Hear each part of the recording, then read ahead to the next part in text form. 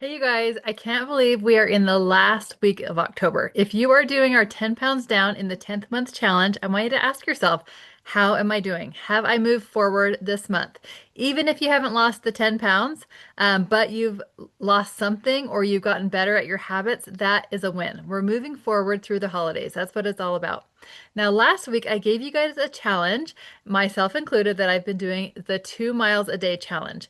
It's about just getting up and moving more. As the weather turns colder, we've got to get in the habit of moving our body, bundling up, getting outside if you don't have a treadmill, or finding a place that you can go walking, but being conscious of getting those steps in. That's going to help you to continue to stay active through the holidays. All right, this week I want to cover our last two healthy habits for the month. I want to talk to you a little bit about sleep and hydration. Let's start with hydration because hydration is such an important part of our health. Our body is made up of mostly water, and it's such an important thing to help our organs run smoothly. It helps with our skin. Hunger is actually the first sign of thirst. When you feel hungry, ask yourself, maybe I'm just thirsty. Go get a big glass of water and wait 20 minutes before you eat. See if that's what it was. A couple ways that you can tell if you're getting enough water is when you go to the restroom, if your urine is very pale yellow or clear, that means you're well hydrated. So that's something that you can just check yourself throughout the day and just see how you're doing. A couple things that I like to do as far as habits go when I drink water is first thing in the morning, I drink water. That is just a way that you can flush the toxins out of your body. Your body spent all night detoxing, and you've got to flush those toxins out. It kind of just jump starts all your organs, run through your system, and is such a great way to start the day. So first thing in the morning is key to drinking water. Also, before I leave anywhere, I like to have a glass of water just to make sure I'm hydrated. And I always take my water bottle with me. No matter where I'm going, I always have my water with me that I can sip on while I'm driving, or just have with me throughout the day. Also, anytime I come back into my house, I go to my sink and just, it's a habit. I fill up the water and just chug some water. And a couple things that really helps me when I'm craving or I'm hungry is I just drink water. If I'm craving some chocolate or something, I tell myself, first I've got to have a big glass of water. And I'll go fill up my biggest glass, usually it's a quart jar, and I'll just chug that. And it just kind of lets me slow down, take a few breaths, and makes me like actually think about why I might be craving that. Maybe I'm stressed or bored. Also, while I make dinner, I always like to have water, a glass of water that I'm drinking while I'm cooking because it gives me something to do, but it fills up my stomach so that I don't eat as much or as quickly during dinner. Or whenever I go to an event, a Halloween party or a holiday party or birthday party or anywhere, I like to have water in my hands. It just keeps my hands full so that I'm not grabbing things and snacking on them as much. So hopefully that gave you a few tips on what you can do just to get more water in.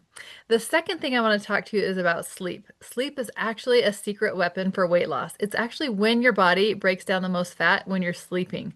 So you've got to make sure you're prioritizing sleep. When you're not getting enough sleep, you actually produce more ghrelin that makes you hungrier and crave sugar more or carbs. So if you're ever feeling like more snacky someday, ask yourself, did I get a good night's sleep last night? That might be the reason. Also, sleep, like I mentioned, it's when you detox. And it's when your body repairs. Your body needs that restful sleep and it helps to lower inflammation. And when you have inflammation in your body, it's almost impossible to lose weight. And so really prioritizing that sleep, that restful sleep by setting a bedtime. Just like kids have bedtimes, we as adults have to have a routine to get our brain ready for sleep. If we get that routine, we trigger that into our brain that it's almost time to go to bed. Also, making sure that when you get in bed, it's for sleep. It's not for scrolling on your phone or watching TV. You can train your brain to go to sleep faster. Also, when you set an alarm, I put my phone across the room so it's not right next to me, so I have to get out of bed in the morning to turn off my alarm. That way I don't just push snooze and keep going. So trying to avoid the snooze button and just hop up as soon as your alarm goes off.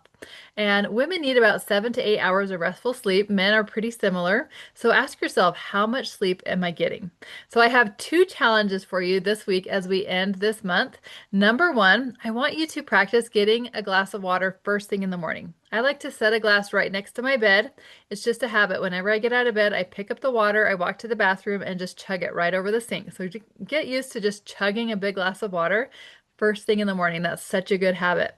The second thing is start a bedtime routine. About an hour before you want to be in bed, have some things that you do. Turning down the lights, turning off electronics, maybe some soft music, maybe a hot bath, some way to relax.